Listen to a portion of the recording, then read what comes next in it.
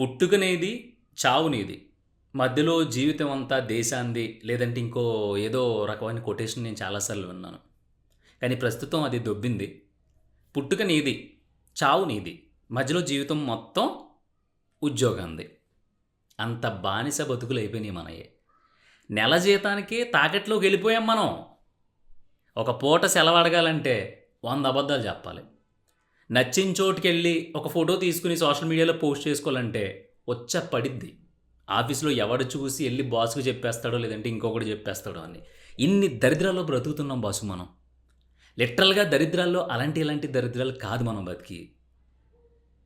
20 సంవత్సరాల దాకా అత్యవసర చదువులు చదివామా? 35 మార్కులు చదువులు చదివామా? పనికిరాని చదువులు చదివామా? ఆడుకు దొబ్బామా? లేదంటే గొప్ప చదువులు చదివామా పక్కన పెట్టేస్తే, ఏదో ఆ సంక ఈ సంక నాకుని డిగ్రీలు పట్టుకొని బయటకొచ్చాం.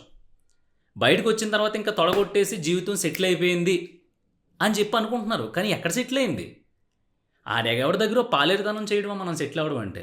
సరే, అంటే నువ్వు చదవద్దంటావు ఇప్పుడు. లేదు అంటే ఉద్యోగాలు చేసుకోవద్దంటావా అని అంటున్నావేమో. అది చెప్తా. ఇప్పుడు ఇప్పటిదాకా చదువుకుంటూ వచ్చేసావు కదా! ఒకవేళ ఎంత గొప్పగా చదివినా అది జీవితానికి ఉపయోగపడదో, దానివల్ల ఉద్యోగాలు రావు, నెల నెల జీతాలు రావంటే ఎవడన్నా చదువుతాడా? చదవడు. పోనీ చదివిన తర్వాత మనకొచ్చే జీతాలేమన్నా మన జీవితాలను మార్చేసే జీతాల్లా ఉన్నాయా? లేవు. పోనీ ఉద్యోగం వచ్చిన తర్వాత ప్రశాంతంగా గుండెల మీద చేసుకుని పడుకుందాం, కష్టపడి పని చేస్తున్నాం, మన ఉద్యోగం పోదు అనే గ్యారంటీ ఉందా? లేదు. ఆర్టిఫిషియల్ ఇంటెలిజెన్స్ అని, రోబోటెక్ అని, తొక్క, తోటకూర, పులిహోర కట్ట అని చెప్పేసి అన్నీ వచ్చి మీద పడిపోతున్నాయి. ఆ 'ఢీ' సినిమాలో అన్నట్టు మీకు అర్థం అవ్వట్లేదు, 10 మంది చేసే పని ఒకే మిషను గంటలో చేసేస్తది అంటాడు. మంచు విష్ణు, మంచు మనోజ్. సో ఈడు అన్న వెంటనే అవతలోడు మెంటలొచ్చేసి "ఏయ్ చెప్పుడు కాదు చేసి చూపి" అంటాడు. అప్పుడు దాకా ఆడి డెన్‌లో ఆడి రౌడీయిజం చేసి సంపాదించిన డబ్బుని మధ్యలో యేసుకొని బ్రహ్మానందం గారు, అలాగే విష్ణు ఈళ్ళందరూ కూర్చొని 10 మంది లెక్క పెడతా ఉంటే, ఈ విష్ణు ఇచ్చి ఎళ్లి సలహా ఇవ్వడంతో 10 మంది చేసే పని ఒక మిషన్ పెడితే టకటకమని కౌంట్ చేసింది. దొబ్బిని 8 మంది ఉద్యోగాలు. అక్కడ బ్రహ్మానందం, విష్ణు ఇద్దరే మిగిలారు. సో రేపన్న రోజు ఇదే సొసైటీలో అంతకు మించిన టెక్నాలజీ ఇంప్లిమెంట్ అవుతుంది కాబట్టి నీ ఉద్యోగానికి, నా ఉద్యోగానికి గ్యారంటీ ఉందంటే లేదు. ఆ విషయం నీకు తెలుసు. కానీ నెల జీవితానికి తాకట్లోకి వెళ్ళిపోయావు నువ్వు. గట్టిగా పని చేస్తావు. నువ్వు చేసినంత గొడ్డు చాకరీ ఎవడో చేయడు. కానీ సొల్లు కబుర్లు చెప్పి అవతోడికి భజన చేస్తూ ఉంటాడు చూసావా, ఆడికి మాత్రం 10,000 ఇంక్రిమెంట్ వేస్తే నీకు 3,000 4,000 వేస్తాడు. అయినా సరే నువ్వు నోరు తెరిచి అడగలేవు. ఎందుకంటే భయం. అమ్మో ఈసారి ఇంక్రిమెంట్ కాదు, ఏదో ఒకటి మొత్తం మీద వంక పెట్టి మెలిపెట్టి ఉద్యోగం నుంచి తీసేస్తారని మూసుకుని తాకట్లోనే ఉండిపోతావు. మరి ఏం చేద్దాం? అసలు ఈ చదువు చదివిన గొప్పగా ర్యాంకులు వచ్చినా సరే ఉద్యోగం రాదు. ఎందుకు ఉపయోగపడదంటే చదివి కూడా ఎవడన్నా ఉంటాడా? ఉండడు. సరే, ఎంత చదువు చదివాము, దాంట్లో చేసుకోవాలి, ఇంకా మనకి ఏం చేత కాదు అనటానికి ఏమీ లేదు. మన చేతిలో పని ఉండాలి. పని ఉన్నప్పుడు మనం ఎవరికి భయపడక్కల. ప్రొఫెషనల్లా బిహేవ్ చేయరా అంటారుగా చాలామంది. ఆడిని పంచెత్తి ముడ్డు మీద తన్నండి. ఎందుకంటే ఇక్కడ ఎవ్వడూ ప్రొఫెషనల్ కాదు, గుర్తుపెట్టుకోండి. మన చదివిన చదువు ఒకటి.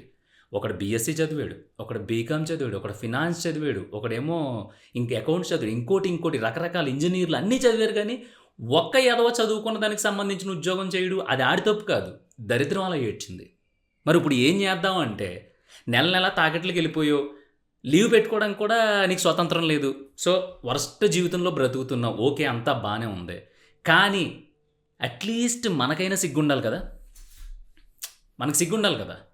ఎందుకు సిగ్గుండాలంటున్నానంటే, ఒక 2 నెలలు 3 నెలల్లో గుడ్డలు తించేసుకుని ఒక కోర్స్ నేర్చుకుంటే ఒక చిన్న జాబ్ వస్తుందని చెప్పి ల్యాప్టాప్ల్లో తలకాయ పెట్టేసి కళ్ళు మండిపోతున్నా, నిద్రలు పట్టకపోతున్నా, 1,00,000 2,00,000 ఆ కోర్స్ సెంటర్లో కట్టేసి అక్కడ నువ్వు రాత్రి పగలు కూర్చొని నేర్చేసుకుని ఉద్యోగం సంపాదించుకుంటున్నావు కదా. బాగుంది ఇది. కానీ దాంతో పాటే ఇప్పటిదాకా మన అమ్మా నాన్న, లేదంటే మన కొంపలోళ్ళు, మన ఫోర్ ఫాదర్స్ చేస్తున్న వ్యవసాయం ఏదైతే ఉందో దాని గురించి నీకు ఏమన్నా చిన్న నాలెడ్జ్ ఉందా? నా ఏజ్లో ఉన్న నీ గురించే మాట్లాడుతున్నా. 20 నుంచి మొదలుపెట్టి 40 సంవత్సరాల లోపు మనుషుల్ని అడిగే క్వశ్చన్ నేను అది. ఆ ఏజ్లో మీరు ఉంటే గనక మిమ్మల్ని అడుగుతున్నా. ఎప్పుడైనా ఊరెళ్ళినప్పుడు మీ నాన్న పొలం నుంచి వచ్చినప్పుడు, "నాన్న ఇప్పుడు ఏ పంట ఏస్తారు ఈ సీజన్‌కి? అసలు ఏంటి ఈ సీజన్‌లో ఏస్తే పంట పండుతదా? అసలు ఎంతవరకు వచ్చింది ఈ టైంకి పంట?" ఇలాంటివి ఎప్పుడన్నా అడిగావా? అడగలేదు. పొరపాటున ఈ రోజు అన్న రోజు మొత్తం ప్రపంచం మొత్తం రెసెషన్ వచ్చి, ఉద్యోగాలు దొబ్బిని, ఆర్టిఫిషియల్ ఇంటెలిజెన్స్ వచ్చేసింది. ఎవడి కొంపలో ఆడు కూర్చోండి మాకు సంబంధం లేదంటే మనం పీకేది ఏమీ ఉండదు. అప్పుడు మనం చేసేది కూడా ఏమీ ఉండదు. అలాంటి టైంలో మీ నాన్న నిన్ను తీసుకెళ్ళి పొలంలో నుంచోబెట్టి, "ఒరేయ్! నీకో 5 ఎకరాల పొలం ఇప్పిస్తాను. ఇంక అయ్యిందేదో అయ్యింది. మన బతుకులకేం డోకా ఉండదు. మేబీ మనం ఏసీల్లో అయ్యి కష్టపడకపోయినా పొద్దున్నుంచి సాయంత్రం దాకా కష్టపడితే రాజాలాగా 3 పూటలు కాదు 5 పూటలు తినొచ్చు. సో, నువ్వు వ్యవసాయం చేసుకో. ఇంక నీకు నాకు సంబంధం లేదని ఒక 5 ఎకరాల పొలం ఇచ్చాడనుకో, నువ్వేం చేస్తావో తెలుసా? పొలం మధ్యలోకెళ్ళి ఒక 2 లీటర్ల వాటర్ బాటిల్ పట్టుకొని, వాటర్ తాగుతూ కూర్చొని ఏడుస్తావు అనమాట. ఎందుకంటే నీకు పంట ఎప్పుడెయ్యాలో తెలీదు. ఏ సీజన్‌లో ఏ పంట వస్తదో తెలీదు. ఏ మందు కొట్టాలో తెలీదు. ఎన్ని టర్మ్‌లు పిండెయ్యాలో తెలీదు. అసల పంట మొదలుపెట్టాలంటే దానికి ఫస్ట్ ఏ పని చేయాలో కూడా నీకు తెలీదు. ఇంకా క్లోజ్‌గా మాట్లాడుకుందాం. ఒక వరి పంట ఎయ్యాలి. ఫస్ట్ ఏం చెయ్యాలి? నువ్వు జెప్పు.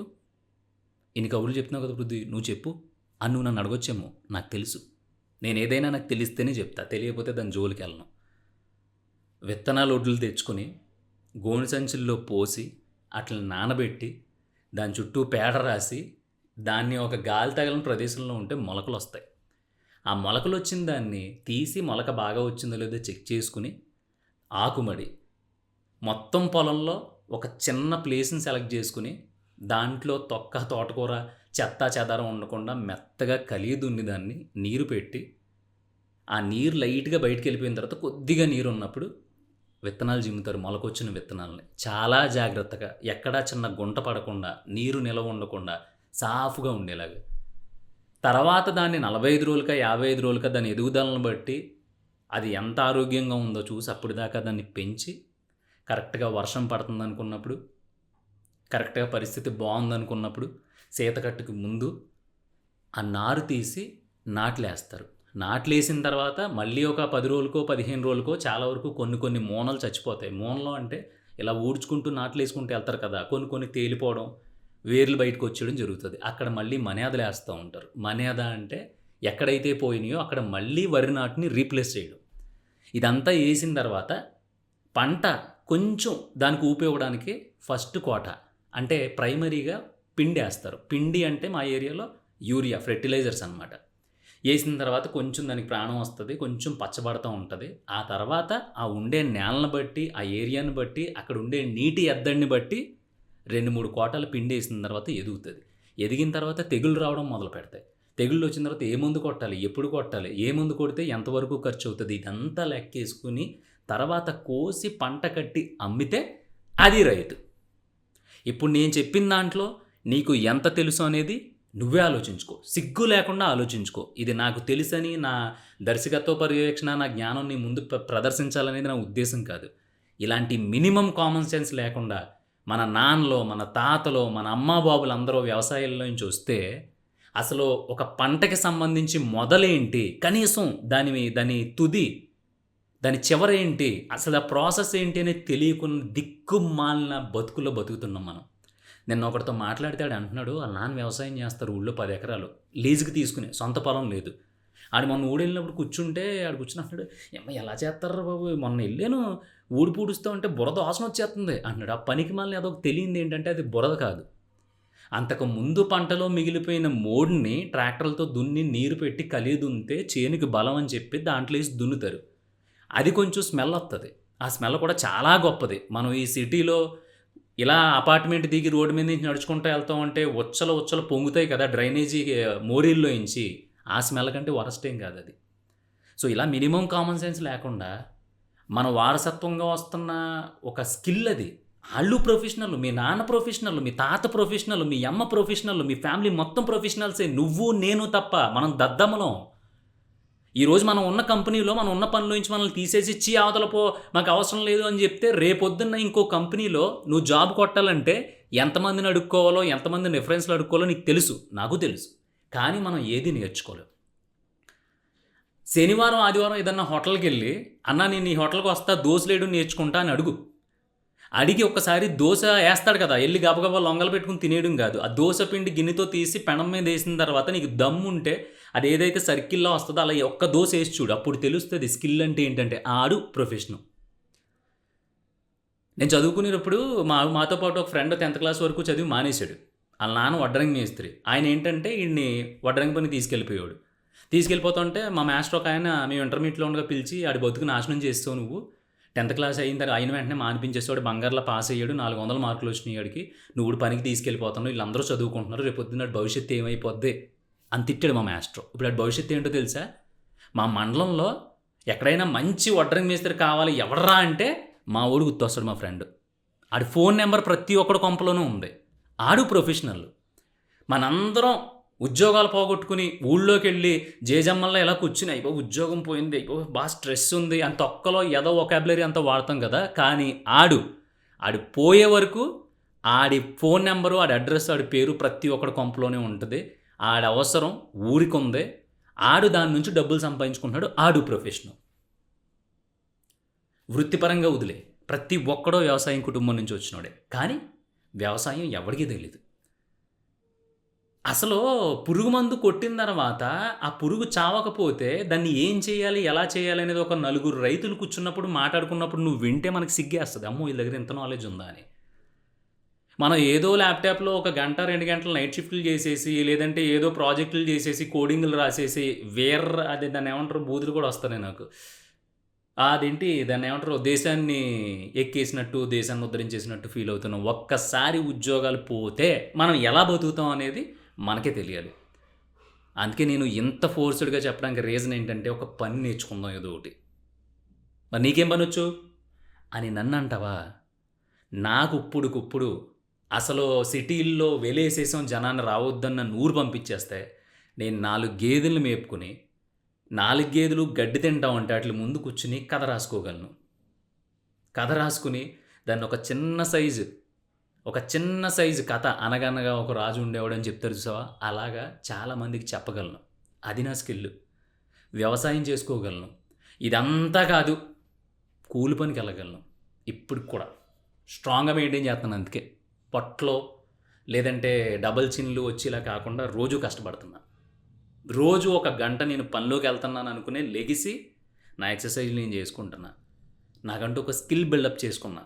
అసలు ఎవ్వడి దగ్గరికి ఎళ్ళకుండా ఒక రూ. 10 వచ్చే మార్గం నా చేతిలో ఉంది. నేను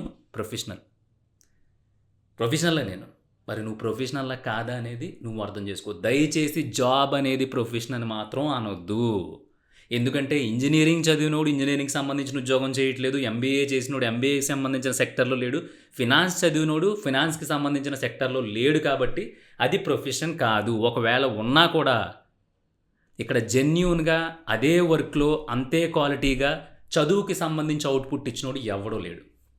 కాబట్టి మనం చేయాల్సిందల్లా వారంలో కనీసం 2 రోజులు ఏదో స్కిల్ మీద ప్రొఫెషనల్ స్కిల్ తాపీ పని దగ్గర నుంచి మొదలుపెట్టి హోటల్లో దోసలేయటం దాకా నువ్వు దీన్ని ఎలా అయినా అనుకో. ఏదో ఒకటి నేర్చుకోవాలి. నేర్చుకోకపోతే రాబోయే రోజులు చాలా వరస్ట్‌గా ఉంటాయి. ఇదేదో టాపిక్ నీకు తేలిగ్గా అనిపించి ఉండొచ్చు. బొక్కలో ఈరోజు ఏంట్రా ఈ సోదేంటి అనుకుని ఉండొచ్చు. కానీ ఒకసారి ప్రశాంతంగా ఆఫీస్ నుంచి ఇంటికి వచ్చేటప్పుడు కాకుండా ఇంటి నుంచి ఆఫీస్‌కి 9:30కో 10కి వెళ్తావు కదా. ఒక అరగంట ముందెళ్ళి రేపొద్దున్న దారిలో ఏదైనా ఒక బడ్డీ కొట్టు దగ్గర కూర్చుని పృథ్వీగాడు ఇలా చెప్పాడు కదా! అసలు ఎందుకు చెప్పాడు? నిజమే కదా! ఇయన్నీ దొబ్బితే నాకు ఏ పనొచ్చు? నేను ఏ పనిలో నాకు స్కిల్ ఉంది? అసలు నాకు ఏ పని తెలుసు? అని ఒకసారి ఆలోచించుకో. నేను తప్పు మాట్లాడానో, రైట్ మాట్లాడానో నీకు అర్థమైపోద్ది. ఏదో ఒకటి నీ చేతిలో పని ఉండాలి. లేదంటే రాబోయే రోజులు చాలా దారుణంగా, అధ్వాన్నంగా ఉన్నాయి. నేను 2, 3 పుస్తకాలు కూడా చదివాను వీటి గురించి. అవి చెప్తే లిటరల్‌గా జ్వరం వచ్చేద్ది. అందుకని పని నేర్చుకో. మన నాన్నలు ఏదైతే వదిలేశారో, ఏదైతే చేస్తున్నారో రోజు అరగంట ఆళ్ళకి ఫోన్ చేసి దాని గురించి మాట్లాడు. నాన్న ఏంటి? ఏమేశారు? ఎలా చేస్తున్నారు? ఏం నడుస్తుంది ఊళ్ళో? ఏ పంటలేస్తున్నారు? ఎంత? గిట్టుబాటు ధర అంతా ఏంటి? అసలు ఏం జరుగుతుంది? ఇదంతా మాట్లాడు. పనికి మాలిన సోది, ఒప్పర సోదులు కాదు. రేపొద్దున్న నెలకి 50,000 నుంచి 1,00,000 ఇచ్చి వ్యవసాయం చేయించే పరిస్థితులు కూడా రావచ్చు. ఏంటి కార్పొరేటివ్‌లు అన్నా చేయించొచ్చు, గవర్నమెంట్ అన్నా చేయించొచ్చు. మరి నీకొచ్చా?